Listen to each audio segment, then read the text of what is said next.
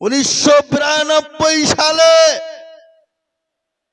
6 December আমাদের প্রাণপ্রিয় কলিজার মসজিদ বাবরি মসজিদকে তোমরা ধ্বংস করেছিলে।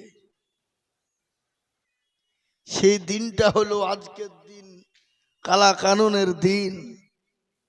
এ বাবা, সেই মুসলমানরা আবার হিম্মত করে আজকেই মুর্শিদাবাদের মাটিতে ওই বাবরি মসজিদের কি গো ভিত স্থাপন হলো, শিলান্যাস হলো।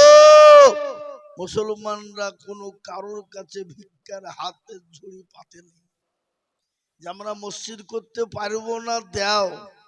আপনারা বলুন, জাফরাবাদের মানুষ এখানে মসজিদ বানিয়েছেন, আপনারা কোনো বেধর্মী কোনো বেজাতির কাছে চেয়েছেন? আপনারা নিয়েছেন? আপনারা আচ্ছা, আমরা মসজিদ করতে পারছিনি।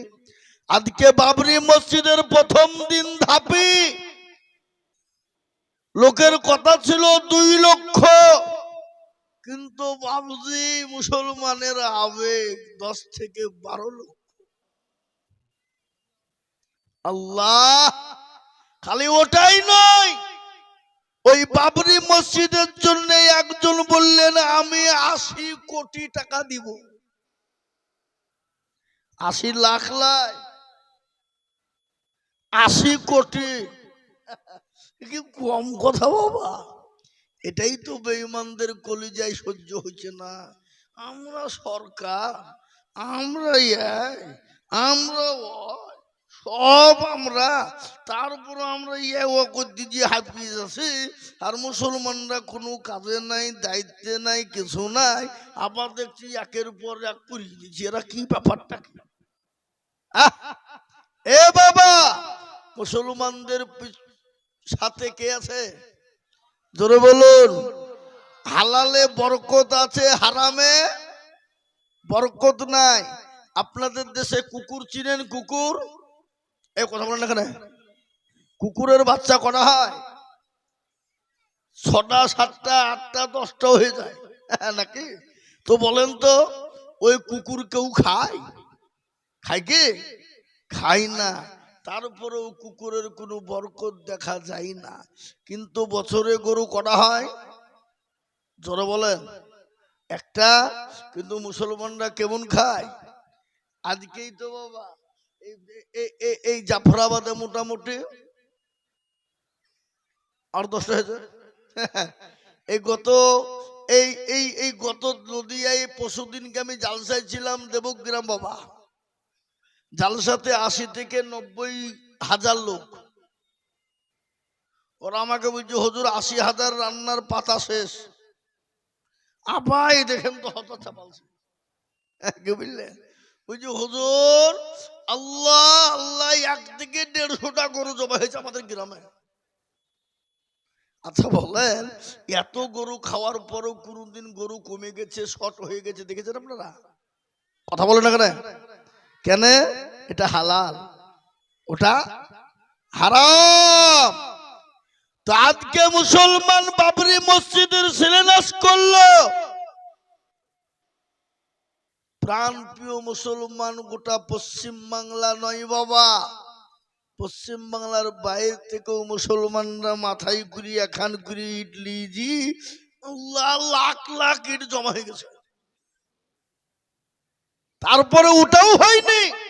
দেখেন জিয়াগঞ্জ, এখান থেকে 10 ট্রলি একসাথে ট্রাক্টর ঢুকছে ইডলি। খালি ওটাও নয় বাবা, আর একটা শুনলেন, কৃষ্ণনগর থেকে একজনা বলল হুজুর আমি 100 ট্রলি ইট দিব। সুবহানাল্লাহ, 100 ট্রলি। আর একজন বলছে হুজুর আমি 200 কুইন্টাল রড দেব। আল্লাহ। তারপরে যে বাবজি ওই যে বারকোড না কি বলছে এখন, ফোন পে কি গো, 3টে অ্যাকাউন্ট বাবজি টাকা নিতে পারছে না।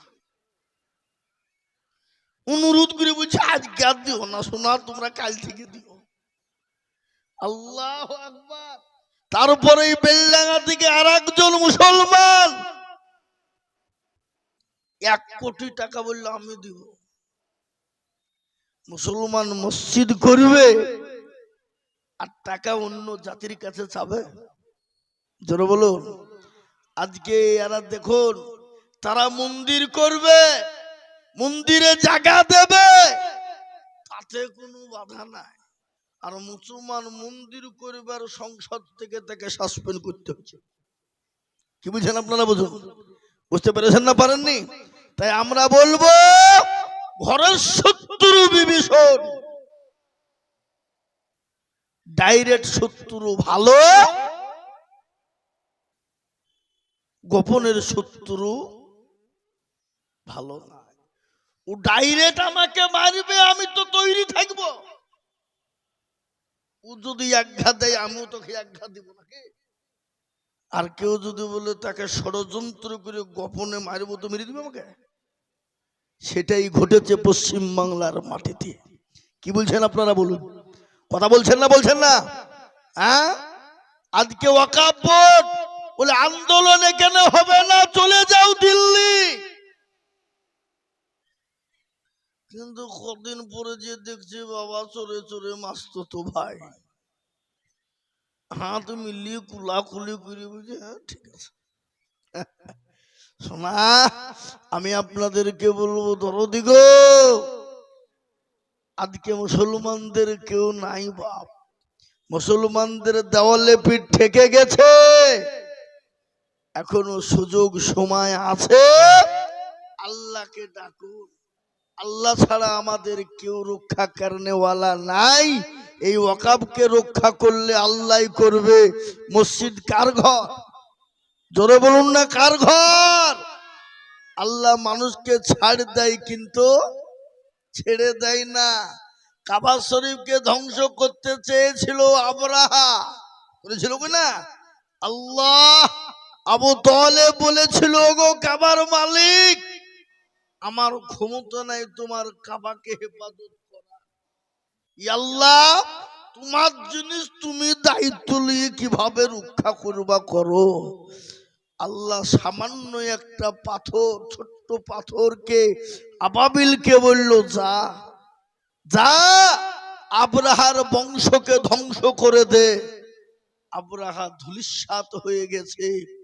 আজকে যারা মসজিদ মাদ্রাসা কেড়ে নিয়ে, ওয়াকফ সম্পত্তি মুসলমানদের কেড়ে নিয়ে, আল্লাহর নামে ওয়াকফ করে দেওয়া সম্পত্তি কেড়ে নিয়ে যারা নিজেরা মনে করছে আমরাই বাহাদুর, শুনে রেখে দাও, আল্লাহ মানুষকে ছাড় দেয় না, ছাড় দেয় কিন্তু ছেড়ে দেয় না।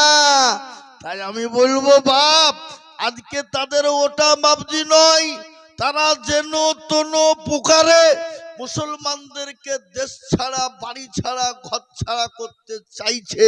কিন্তু এটাও শুনেলেন, এ মুসলমানের দেশে আছে, ছিল, আছে, আগামীতেও থাকবে। বলুন ইনশাআল্লাহ। জোরে বলুন ইনশাআল্লাহ। ভারত থেকে যদি মুসলমানরা চলে যায়, কোরআন হাদিস মাদ্রাসা মসজিদ চলে যায়, ভারতটা গোটা অন্ধকারে ছন্ন হয়ে যাবে।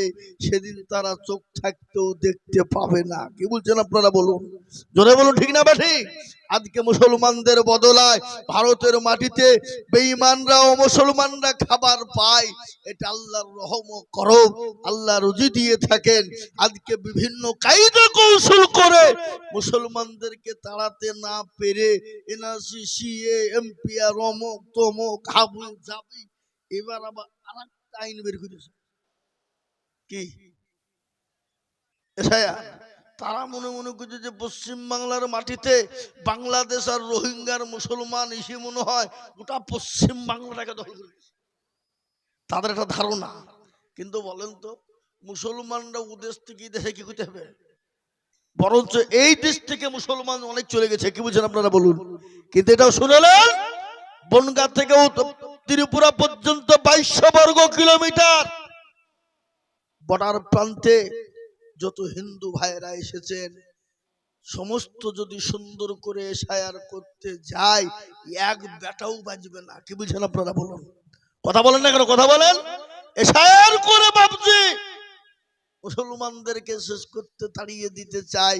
কিন্তু আল্লাহ রহম করব, এশায়ার করতে গিয়ে কাগজ বের করতে গিয়ে দেখছে মুসলমানদের ডকুমেন্ট তো সবই ঠিক আছে রে, যে একটাও ভুল নাই। এ বাবা ওরাই বিপাকে পড়ে গেছে। এ বাবা কেচে খুঁড়তে গিয়ে সাপ বেরিয়ে গেছে বাবা।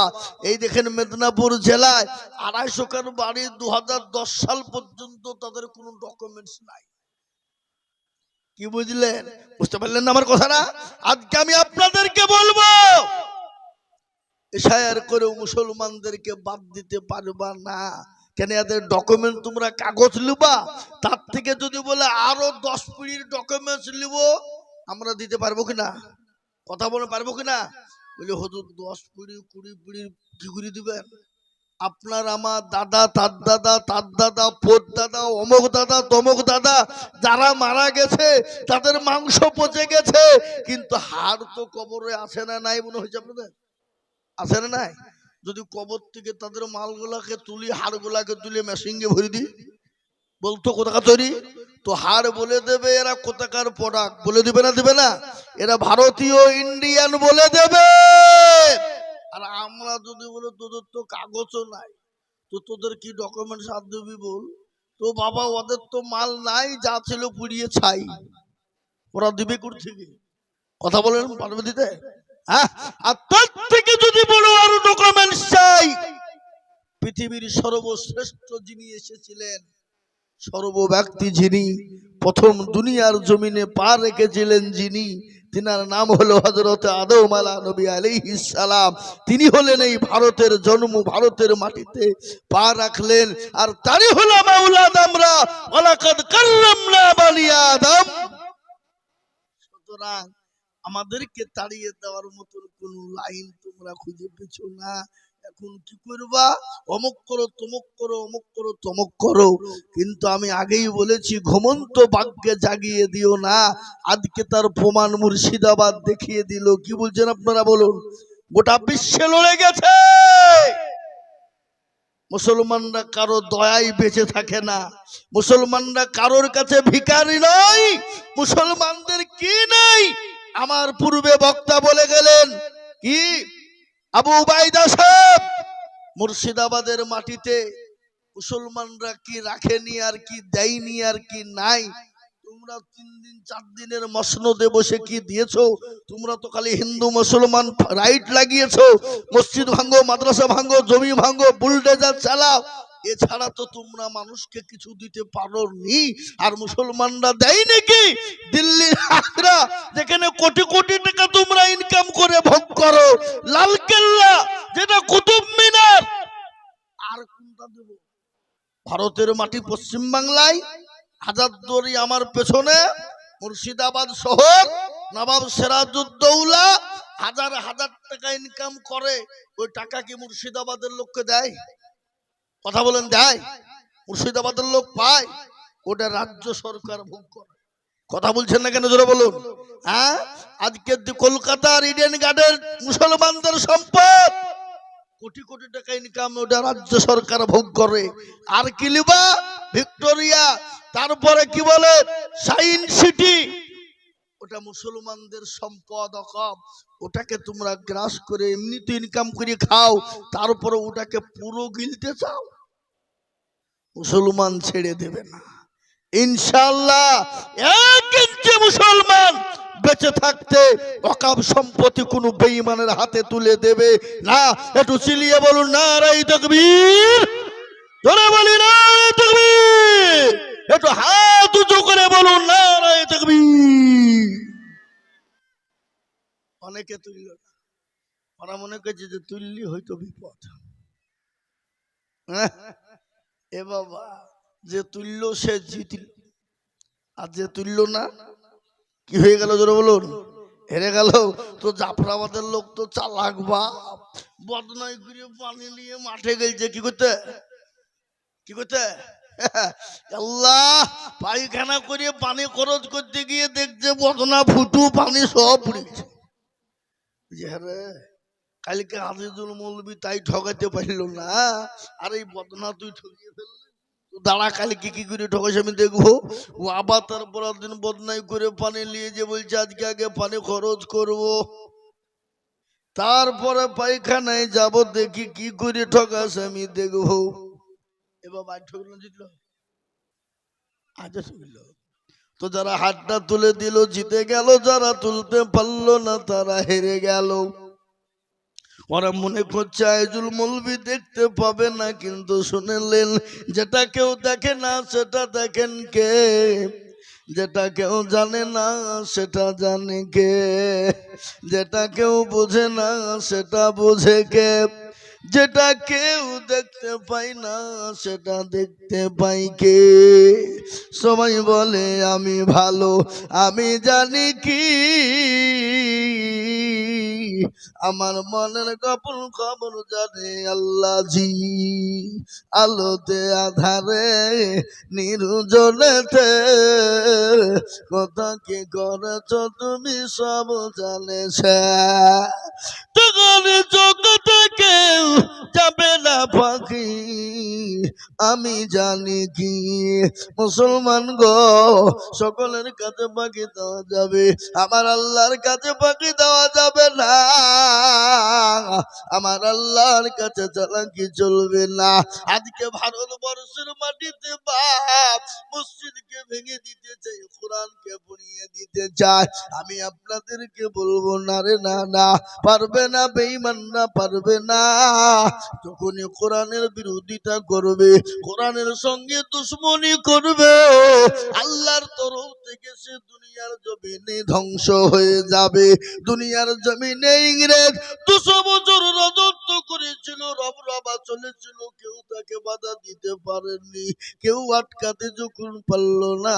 যখনই তার পতনের সময় হয়ে এলো, পতনটা কিভাবে হলো, ইংরেজের সর্বপ্রথম পতন কিভাবে হয়েছিল শুনুন। সকল মুসলমানদের ইসলামে আপনার ধর্মে আঘাত করতে গেল, কোরআনকে আক্রমণ করতে গেল, আল্লাহ বলে ওরে ইংরেজ বেঈমান শুনলে তোকে দুনিয়ার জমিনে বেইজ্জতি করে দেশ থেকে তোকে তাড়িয়ে দিব। কোরআনের বেইজ্জতি করতে গেল, কোরআনকে শেষ করে দিতে গেল, দেশে বিদেশে কোরআন কিনতে শুরু করে দিল।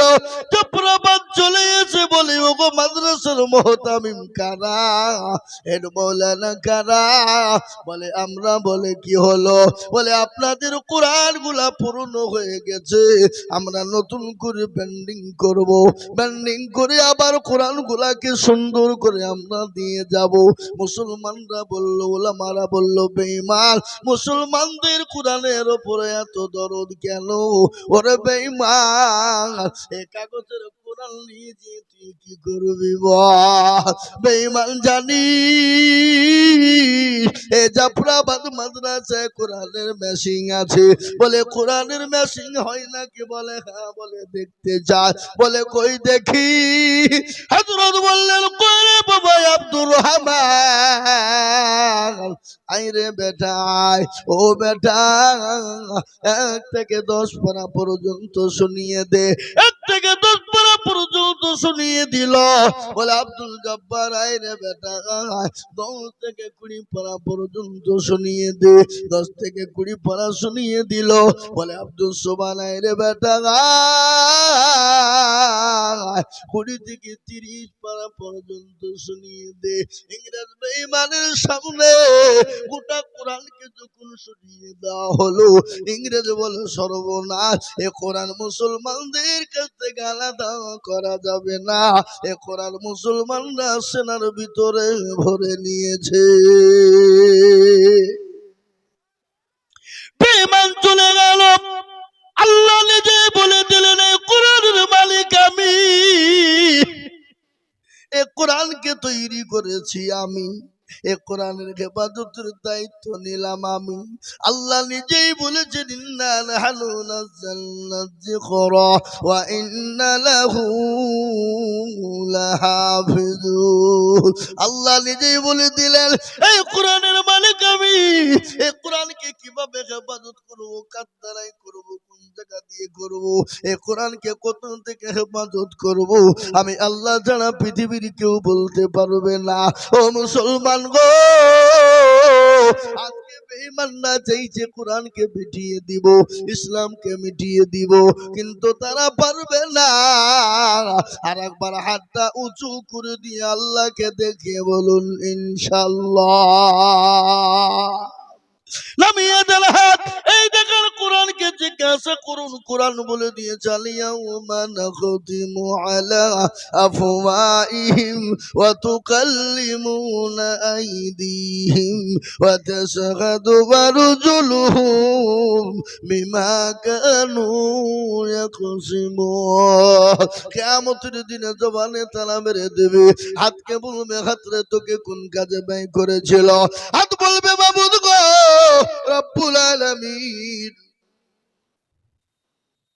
আল্লাহ কেউ জাফরাবাদ মাদ্রাসায় বক্তা আজিজুল বলেছিল কোরআনের প্রেমিক কারা, দিনের প্রেমিক কারা, হাতটা তুলো তারা, এই হাতের বদলে আল্লাহ জাহান্নামটা হারাম করে দেবে, আল্লাহ তার জান্নাতটা ওয়াজিব করে দেবে। তাই আমি আপনাদেরকে বলবো বাপরে, লম্বা চওড়া বয়ান বক্তব্য নয় বাবা। আজকে গোটা পৃথিবী চাইছে মুসলমান তবে না, ইসলাম তবে না, কোরআন তবে না, মাদ্রাসা মসজিদ তবে না। আমি বলবো বেঈমান, ফেরাউন বলেছিল পারেনি, নমরুদ পারেনি, আবু জাহেল পারেনি, আবু লাহাব, উতবা, সাইবা, মুগিরা পারেনি। এই যুগের বেঈমানরা তারাও পারবে না। তার প্রমাণ একটু শুনেলে, আল্লাহর নবীকে আবু জাহেল বলেছিল মুহাম্মদ তোমার বংশ নির্বংশ করে দিব, তোমার নাম নেওয়ার মতন পৃথিবীর জমিনে কেউ থাকবে না। আমার নবী বলেন আল্লাহ তুমি যদি চাও তোমার দিন থাকবে, আর তুমি যদি না চাও তোমার দিন থাকবে না। মাবুদ গো তুমি তোমার দায়িত্ব পালন করো। আল্লাহ বলে নবী গো আপনি কোন রকম টেনশন করবেন না, চিন্তা করবেন না। ওগো নবী আপনাকে যারা মিটিয়ে দিতে চায় আমি আল্লাহ তাদেরকে দুনিয়ার জমিনে মিটিয়ে দেব, এমন মিটিয়ে দেব যাদের নাম লওয়ার লোক পৃথিবীর জমিনে কেউ থাকবে না। আবু জেহেল ইসলামের দুশমন, সে আবু জেহেলের নাম কেউ লেয়? জোর বলুন লেয়? আল্লাহ মিটিয়ে দিয়েছে না দেয়নি? দেখেন তো পৃথিবীতে বহু ধর্ম আছে, বহু ধর্মের ওই লোকটা কে গো? ওই চাওয়ালা নাকি ওটা?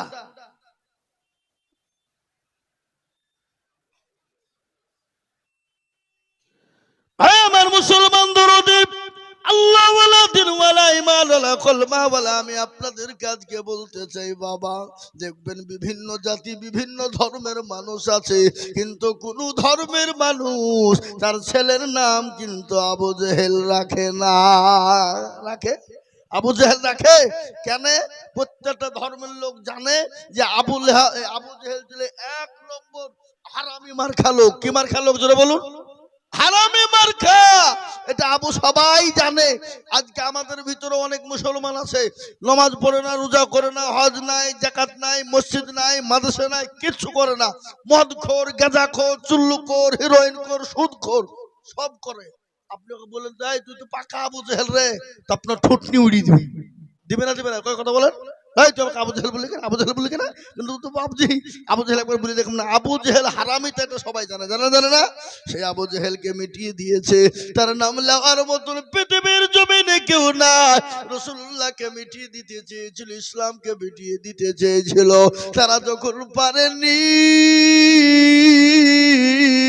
এই যুগের বেঈমানরাও কিয়ামত পর্যন্ত পারবে না। আর একবার চিল্লিয়ে বলুন না ইনশাআল্লাহ। মুসলমান দরদি, তাই আমি আপনাদের কাছে লম্বা চওড়া বয়ান করব না বাপরে। ও আল্লাহ ওয়ালা দিন ওয়ালা ঈমান ওয়ালা কলমা ওয়ালা, আজকে গোটা পৃথিবী চাই কোরআনকে শেষ করে দিতে, কিন্তু মুসলমান এক বিন্দু রক্ত থাকতে কোরআনের ক্ষতি হতে দেবে না। তাই এই কোরআনকে বাঁচানোর জন্য, এই কোরআনকে জিন্দা রাখার জন্য, এই কোরআনকে মজবুত করার জন্য, এই জাফরাবাদ মাদ্রাসাকে জিন্দা রাখার জন্য, এই মাদ্রাসাকে টিকিয়ে রাখার জন্য আমি আপনাদের কাছে একটু হাত পেতে দিব বাবা। আমি আজিজুল হক সারা পশ্চিম বাংলা নয় বাবা, আসাম, ত্রিপুরা, মেঘালয়, মণিপুর, উড়িষ্যা, বিহার, ঝাড়খণ্ড, পশ্চিম বাংলা বাবা, কত মানুষের কাছে লক্ষ লক্ষ লক্ষ লক্ষ টাকা কোরআনের জন্য যাই রে বাবা। আমি আপনাদের কাছে বল বলবো বাপ, আল্লাহর কোরআনকে বাঁচানোর জন্য, আল্লাহ দিনকে বাঁচানোর জন্য আমি একবার তাকবীর দিব।